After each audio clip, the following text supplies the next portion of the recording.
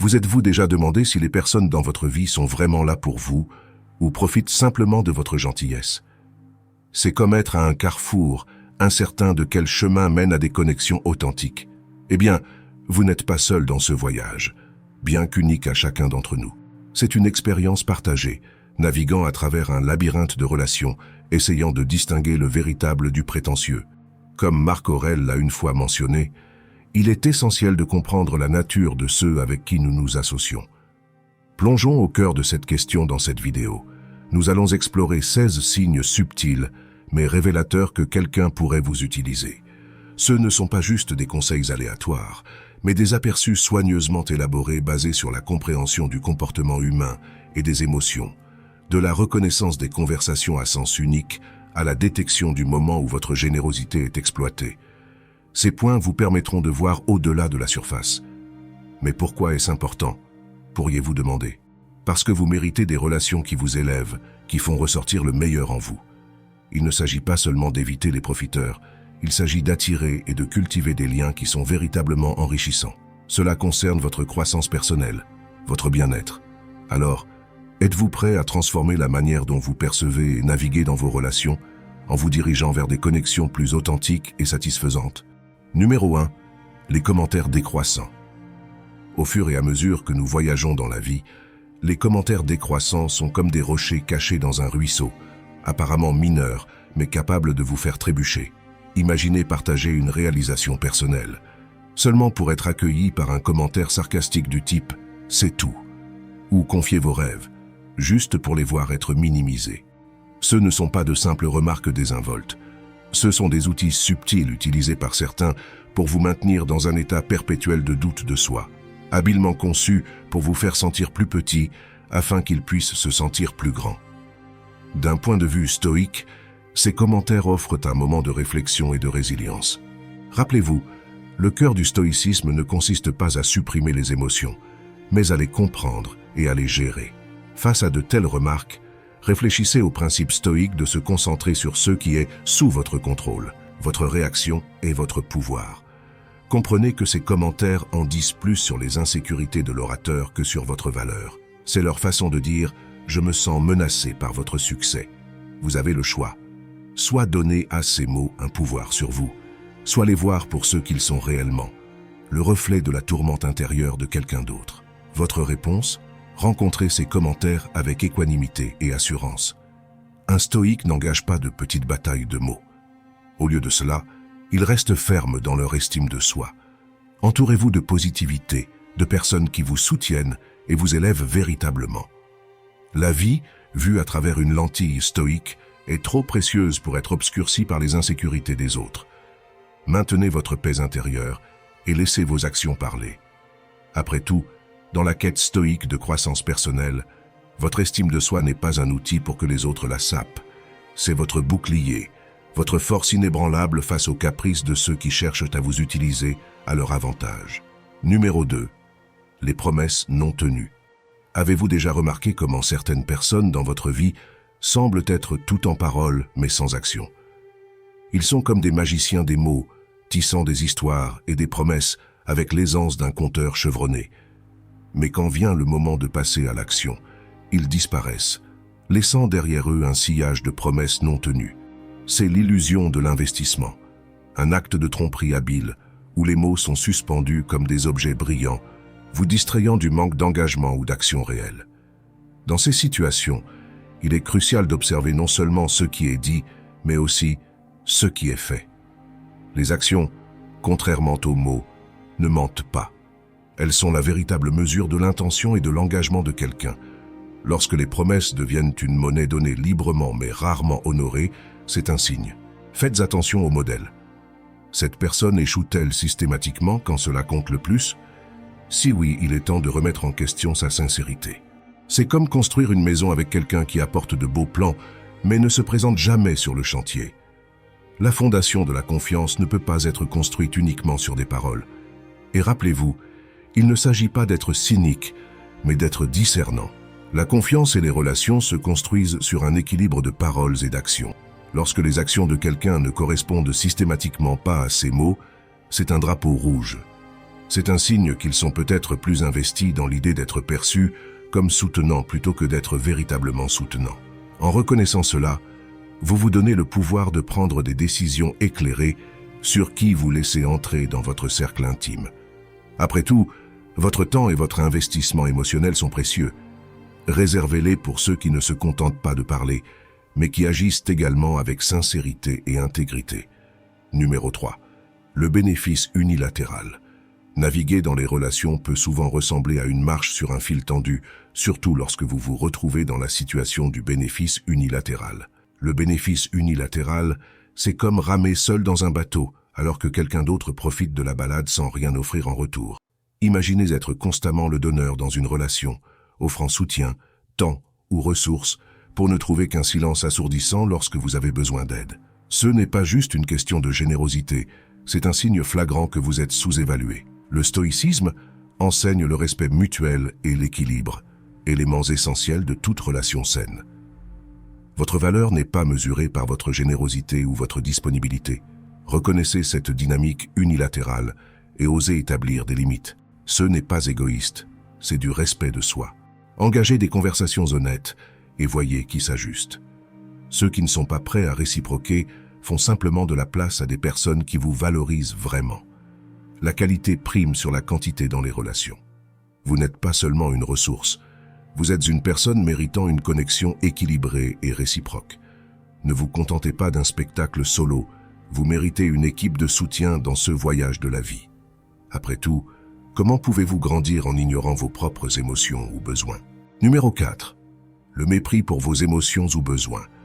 Vous ne le remarquerez peut-être pas au début, mais lorsque quelqu'un ignore systématiquement vos sentiments et vos besoins, c'est comme porter un poids qui ne fait que s'alourdir. C'est une forme de manipulation subtile et souvent silencieuse. Imaginez que chaque fois que vous parlez, vos mots semblent s'évaporer avant d'atteindre leurs oreilles, ou lorsque vous êtes à terre, ils passent à côté de vous comme si vous étiez juste un autre meuble. Ce n'est pas seulement de l'insouciance, c'est un acte délibéré pour vous maintenir sous leur emprise, une déviation claire du principe stoïque de respect mutuel et d'empathie. Ils deviennent les artistes de votre paysage émotionnel, le peignant avec des couleurs de négligence et d'indifférence, tandis que votre palette de besoins reste inutilisée. Ce schéma est un drapeau rouge vif, flottant dans les vents de votre relation. Pour briser ces chaînes, commencez par écouter votre voix intérieure, ce murmure silencieux qui dit que cela n'est pas correct.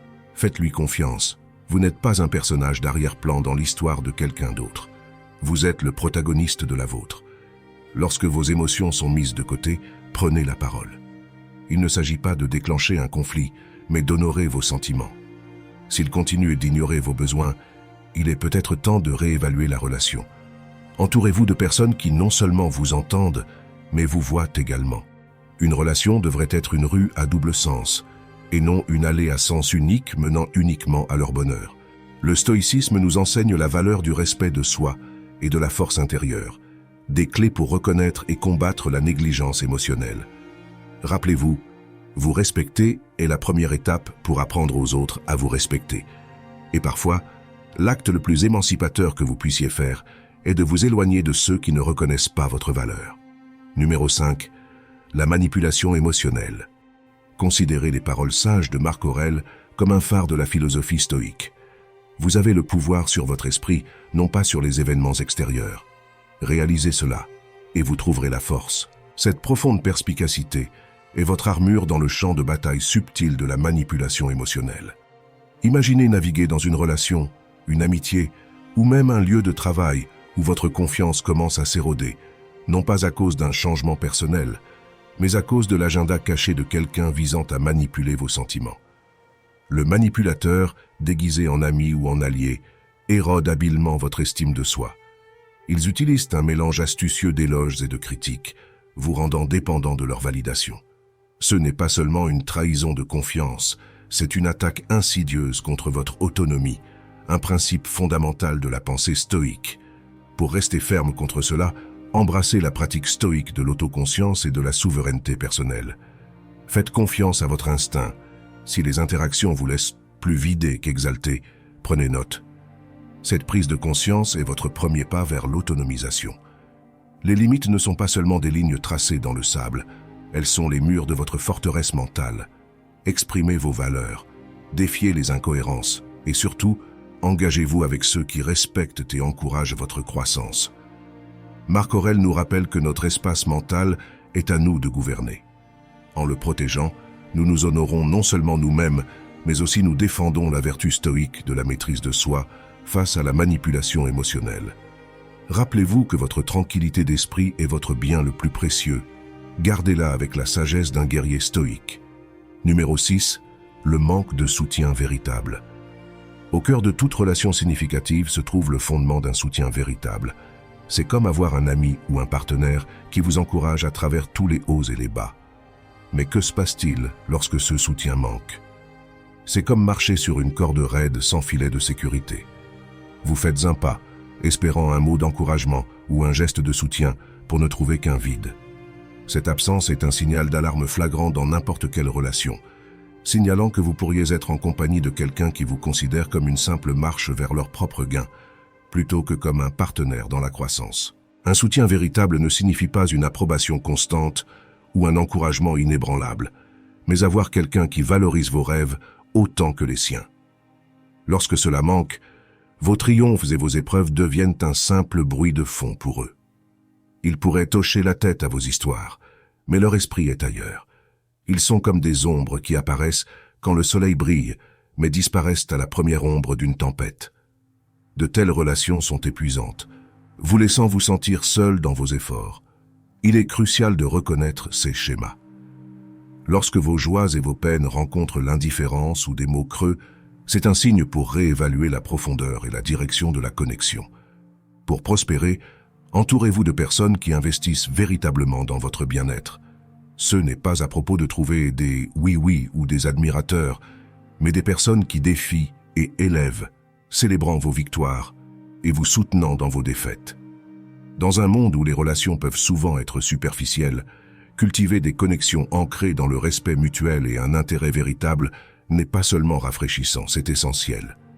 Ce sont ces liens qui non seulement résistent à l'épreuve du temps, mais qui vous propulsent également vers l'avant, enrichissant votre vie avec un sentiment de but commun et de compréhension.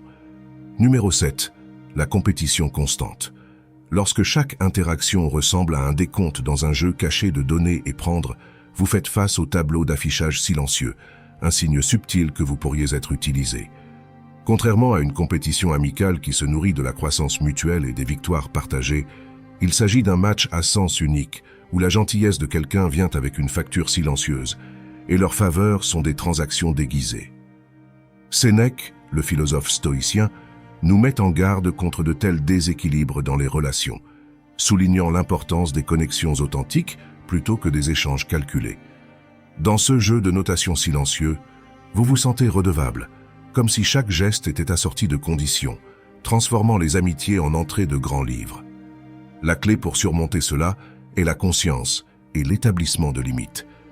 Comprenez que votre valeur n'est pas mesurée par ce que vous pouvez offrir dans le compte d'une autre personne. Construisez des relations basées sur le respect mutuel et le soutien, car la vraie sagesse stoïque nous apprend à chérir les relations pour leur sincérité et non pour leur utilité. En faisant cela, vous embrassez l'essence du stoïcisme, favorisant des relations qui enrichissent à la fois votre vie et celle des autres, libre du poids des scores cachés. Numéro 8. L'absence dans les moments critiques.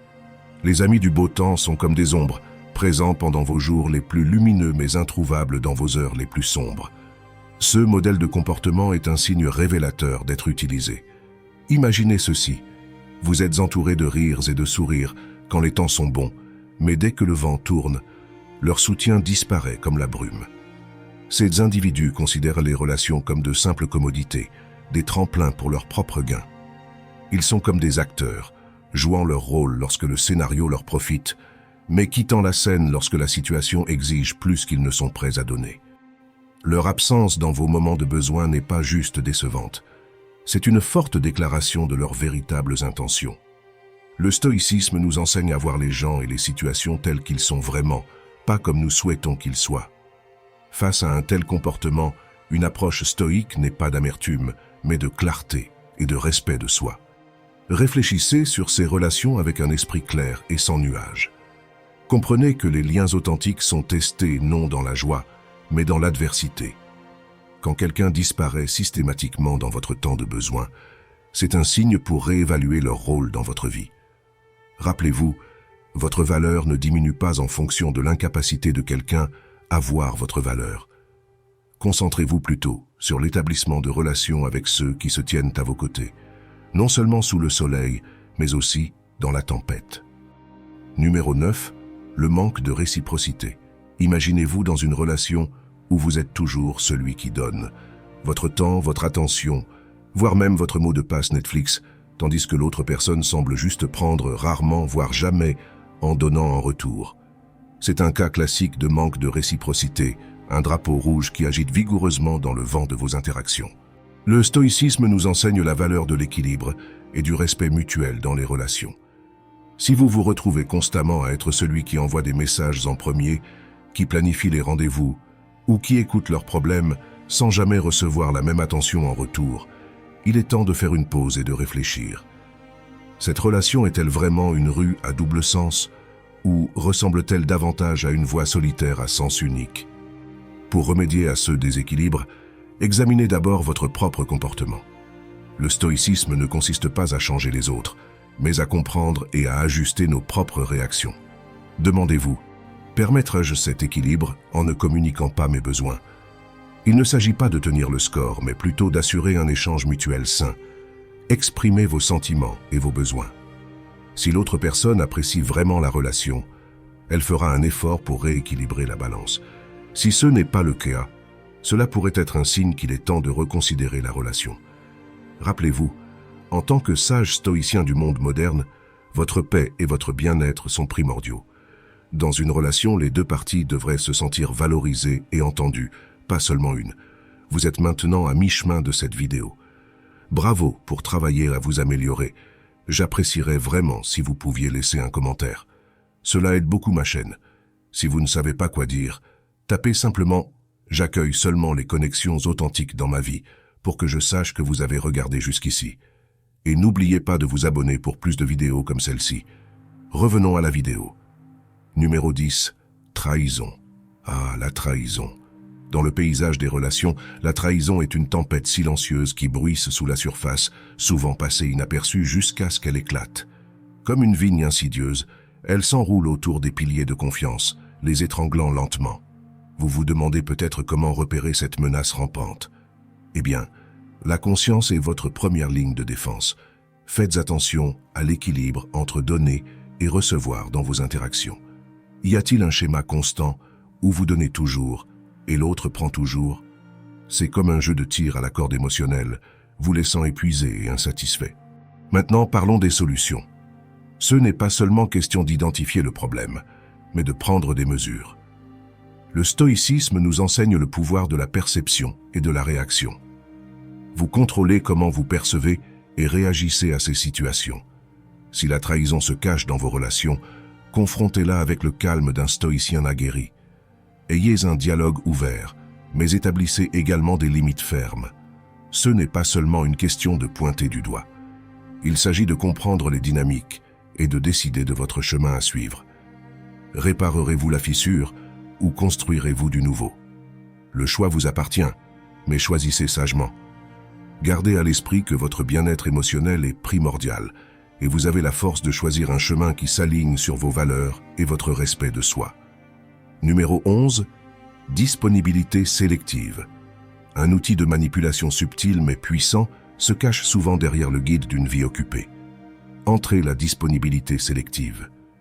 Imaginez être la personne de secours, toujours en attente, prête à intervenir chaque fois qu'ils appellent. Votre présence est constante, comme un phare dans l'obscurité. Mais inversez la situation, et il y a une différence marquée. Leur disponibilité est comme apercevoir une étoile filante, rare, et à leurs conditions. Ce n'est pas une question d'horaire conflictuel. C'est un choix, une tactique. Ils vous gardent à distance, contrôlant les marées de la relation. Vous vous retrouvez dans une danse où les pas sont toujours définis par eux. Vos messages flottent dans le vide numérique, et vos appels résonnent sans réponse. Lorsqu'ils atteignent enfin, c'est souvent pour servir leur propre agenda, vous réduisant à une simple commodité dans leur histoire. Cet équilibre chancelant érode votre estime de soi, semant des graines de doute. Êtes-vous valorisé? Vos efforts comptent-ils? Ici, le stoïcisme intervient, offrant une lentille pour réévaluer et réclamer votre pouvoir. Le stoïcisme enseigne l'art de la perception, vous exhortant à voir les situations pour ce qu'elles sont réellement, en écartant le brouillard émotionnel. Rappelez-vous, votre valeur n'est pas ancrée dans la reconnaissance des autres. Embrassez la pratique stoïque de l'auto-réflexion. Réfléchissez sur les dynamiques de la relation, non avec amertume, mais avec clarté. Il ne s'agit pas de construire des murs, mais d'établir des limites, comprenant que le respect mutuel et l'effort sont les pierres angulaires d'une relation saine. Dans ce voyage de réalisation de soi, souvenez-vous que vous êtes le sculpteur de votre propre valeur, pas un spectateur dans le récit de quelqu'un d'autre. Numéro 12, vous faire sentir coupable. Quand il s'agit d'être utilisé, la culpabilité est l'outil préféré du manipulateur chevronné. C'est une astuce sournoise, vous faisant sentir comme si vous deviez toujours quelque chose à quelqu'un. Il pourrait dire des choses comme « Après tout ce que j'ai fait pour toi » ou « Je pensais que tu te souciais de moi », transformant chaque faveur en une dette que vous n'avez jamais demandée. Cette tactique joue sur votre bonne nature, vous faisant vous sentir mal pour avoir même envisagé de dire non. Mais voici le truc. Vous ne devez à personne votre temps ou votre énergie, simplement parce qu'ils s'y attendent. Ce n'est pas égoïste de mettre vos besoins en premier. C'est nécessaire. L'art de dire non est crucial ici. Il s'agit de se respecter suffisamment pour établir des limites. Rappelez-vous, votre gentillesse n'est pas une monnaie à dépenser selon les exigences des autres. Le stoïcisme nous enseigne à ne pas laisser les autres contrôler nos émotions. Quand quelqu'un utilise la culpabilité pour vous influencer, il tente de prendre le volant de vos sentiments. Ne les laissez pas. Prenez du recul et demandez-vous, est-ce que je fais cela parce que je le veux ou parce que je me sens obligé? Les stoïciens croient en agissant selon la raison et non sous la pression. Il s'agit d'être fidèle à soi-même. Si quelque chose ne se sent pas juste, c'est probablement le cas. Fiez-vous à votre instinct. Vous avez le pouvoir de choisir comment vous réagissez. Et parfois, la chose la plus puissante que vous pouvez faire est de dire non. Ce n'est pas seulement question d'éviter d'être utilisé. Il s'agit de vivre une vie qui est véritablement la vôtre. Numéro 13. Manque d'intérêt personnel. Si vous avez souvent l'impression de jouer au tennis contre un mur dans vos conversations, vous êtes probablement pris dans une relation à sens unique. Vos paroles servent juste de toile de fond à la performance solo de l'autre personne. C'est comme verser vos pensées et vos sentiments dans un puits sans fond, espérant un écho, pour n'être accueilli que par le silence. Ce n'est pas seulement question d'être entendu, mais d'être reconnu. Une vraie conversation est une danse de mots, un échange qui enrichit les deux participants. Lorsque vous vous retrouvez régulièrement relégué au second plan dans les discussions, c'est un drapeau rouge éclatant. Ce n'est pas juste une communication médiocre.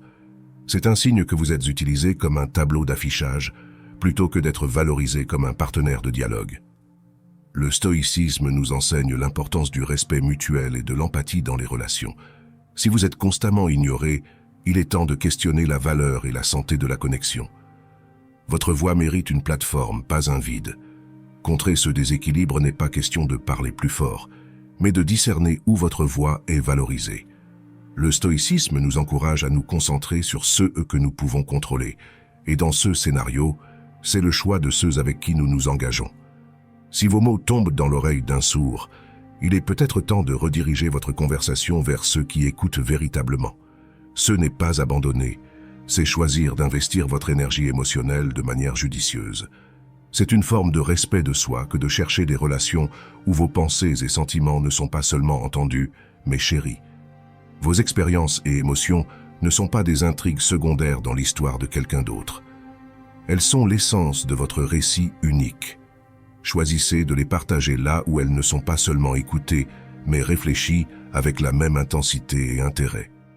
Numéro 14. Conversations unilatérales. Vous êtes-vous déjà retrouvé dans une discussion où vous avez l'impression d'être juste une paire d'oreilles, là pour absorber le récit de quelqu'un d'autre? C'est une conversation unilatérale, un piège sournois dans le jeu des échanges sociaux. Imaginez ceci, vous êtes tout oui pour leurs histoires, hochant la tête, offrant ce soutien sonore « mais dès que vous ajoutez votre grain de sel, il y a un changement soudain. Ils décrochent, s'agitent, ou pire, réorientent la conversation vers leur sujet favori. Eux-mêmes. C'est comme jouer au tennis avec quelqu'un qui refuse de vous laisser servir. Frustrant, n'est-ce pas? Si cela vous semble trop familier, il est temps pour un bilan de réalité. Le stoïcisme n'est pas question de subir en silence. C'est reconnaître votre valeur et l'affirmer avec une confiance tranquille. Dans ces conversations à sens unique, vous êtes plus qu'un simple décor à la monologue de quelqu'un. Vous êtes une personne avec votre propre tapisserie, riche d'histoires et d'aperçus. La prochaine fois que vous vous retrouvez relégué au second plan dans une conversation, essayez doucement de la rediriger vers un échange équitable. S'ils esquivent, c'est un signe clair qu'ils sont plus intéressés par un public qu'une conversation. Gardez toujours à l'esprit que dans l'art du dialogue, votre voix n'est pas un écho, mais une mélodie qui mérite d'être entendue. Tenez ferme dans votre valeur et ne reculez pas devant la recherche de l'équilibre que toute interaction significative exige. Numéro 15. Proximité superficielle. Naviguant à travers le dédale des relations modernes, une embûche subtile mais omniprésente est la proximité superficielle. C'est comme un mirage d'intimité, où actions et paroles créent une illusion de connexion, mais manquent de profondeur émotionnelle réelle. C'est le genre de relation où les plans sont fréquemment faits, et tout aussi souvent abandonnés, où les promesses sont aussi fragiles que les feuilles d'automne. Ce schéma n'est pas juste un hic dans la communication, c'est une stratégie délibérée. La personne maintient juste assez de proximité pour bénéficier de votre présence sans réellement s'investir. C'est une interaction basée sur la commodité où vous pourriez vous sentir plus comme un utilitaire dans leur vie plutôt qu'un individu valorisé. Reconnaître ce schéma est plus qu'une simple prise de conscience. C'est un appel à réévaluer les dynamiques de vos relations. L'équilibre de l'investissement émotionnel penche-t-il fortement en leur faveur? Ressentez-vous le poids des efforts non réciproqués? Il est crucial de voir ces signes non comme une réflexion de votre valeur, mais comme un signal pour pivoter vers des relations honorant le respect mutuel et la connexion authentique. Le stoïcisme nous apprend sur la valeur de l'authenticité et de vivre une vie alignée sur nos principes. Dans cette démarche, nous devons être courageux pour nous éloigner de ceux qui traitent les relations comme de simples commodités. Au lieu de cela, nous devrions chercher des connexions enracinées dans la sincérité, où la croissance mutuelle et le soutien forment les fondations. C'est dans ces interactions authentiques que nous trouvons non seulement de la compagnie, mais un voyage partagé vers la croissance personnelle et collective. Numéro 16. Manque continu de respect. Marcher à travers la vie avec quelqu'un qui ignore constamment vos sentiments, c'est comme naviguer dans un labyrinthe sans carte. Vous vous retrouvez dans une relation où votre voix s'estompe en arrière-plan et vos besoins sont de simples murmures face à leurs exigences bruyantes. Reconnaître ce manque continu de respect est crucial. Ce n'est pas seulement dans les grands arguments, c'est dans les petites choses du quotidien. Votre partenaire vous écoute-t-il quand vous parlez? Ou balaye-t-il vos pensées comme s'il chassait une mouche? Quand vous exprimez vos sentiments, les respecte-t-il ou les piétine-t-il comme un taureau dans un magasin de porcelaine? Le stoïcisme nous enseigne la valeur de la conscience de soi et de comprendre notre valeur. Si vous vous sentez constamment petit, inentendu et non apprécié, c'est un drapeau rouge flagrant. Ce n'est pas question de confrontation dramatique, mais des signes subtils, les yeux qui roulent, les remarques sarcastiques, les décisions prises sans votre contribution. Ce sont les signaux qui vous disent que vous êtes utilisé comme un pion dans leur jeu, pas chéri comme un partenaire dans une équipe. Passer d'un récepteur passif de manque de respect à un défenseur actif de votre valeur requiert plus que la reconnaissance. Cela demande de l'action. Si vos discussions ressemblent à marcher sur des œufs, ou vos mots sont tordus ou ignorés, il est temps de réévaluer. Le stoïcisme n'est pas question d'endurer la difficulté avec un visage stoïque, mais de reconnaître ce qui est dans votre contrôle. Vous ne pouvez pas changer leur comportement, mais vous pouvez changer la manière dont vous répondez. Affirmez vos sentiments calmement mais fermement.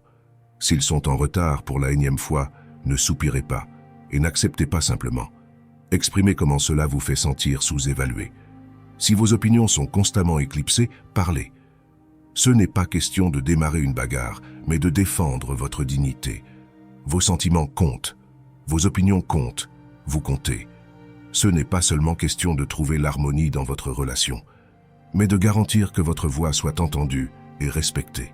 Un stoïcien n'est pas un paillasson. Un stoïcien est quelqu'un qui comprend sa valeur et insiste pour être traité avec le respect qu'il mérite. En conclusion, votre prise de conscience et votre croissance comptent énormément pour nous. Si cette vidéo a résonné avec vous, n'oubliez pas de cliquer sur « J'aime », de vous abonner et d'activer les notifications. Votre interaction nous aide à créer plus de contenu qui résonne avec votre parcours vers l'amélioration de soi et la compréhension des relations. Rappelez-vous, le savoir est une force, mais seulement lorsqu'il est partagé et appliqué.